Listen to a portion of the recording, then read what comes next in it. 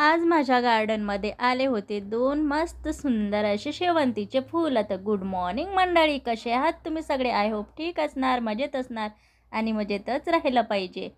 तर मस्त बघू शकते माझे किचन गार्डनमध्ये कसं मस्त ओनियन आलेलं आहे आणि त्याचबरोबर माझ्या पॉट्समध्ये पण आले होते शेवंतीचे फुलं. तर अशा प्रकारे ना मॉर्निंगची सुरुवात झालेली होती आणि मी चालली होती मॉर्निंग वॉकला. तर मॉर्निंग वॉकला गेल्यानंतर भाईसाहेब आज ना माझ्यासाठी एक तर आज ना मस्त मिळालं रस्त्यावरती एक बोरीचं झाड आणि त्यामध्ये माझ्या ना बालपणीच्या आठवणी झाल्यात ताज्या. तर बघू शकताय तुम्ही माझ्या हातामध्ये मला मिळालेले होते खट्टे मिठ्ठेवाले बोर.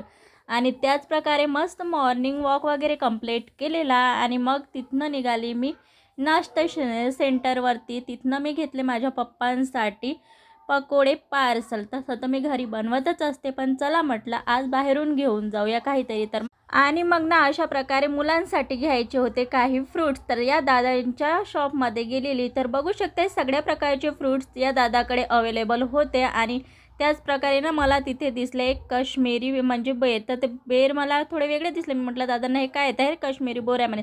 तर मस्त ते बोरं वगैरे घेऊन मी आली घरी. काही फ्रूट्स पण घेतले आणि मग मुलाला केलं रेडी स्कूलसाठी. तर बघू शकताय माझा मुलगा झालेला आहे रेडी जाण्यासाठी.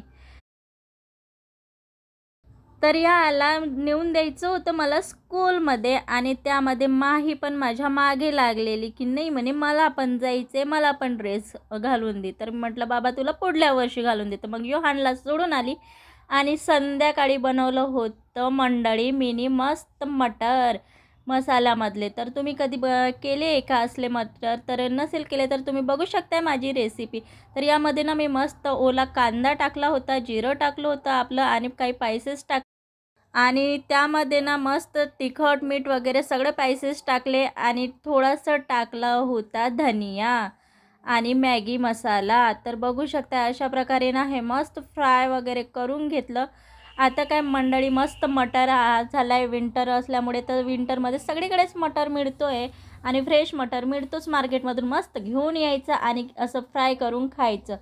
तर मी मस्त असे फ्राय केले होते बघू शकताय तुम्ही.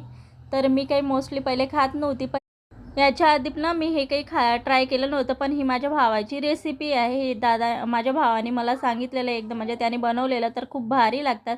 तर चला म्हटलं आज मी वाटाणा आणलाच होता तर आपण पण ट्राय करूया. तर मी अशा प्रकारे ना मस्त हे शिजवून घेतले अर्धा म्हणजे 30 मिनिट ऑलमोस्ट काफी झाले याच्यासाठी.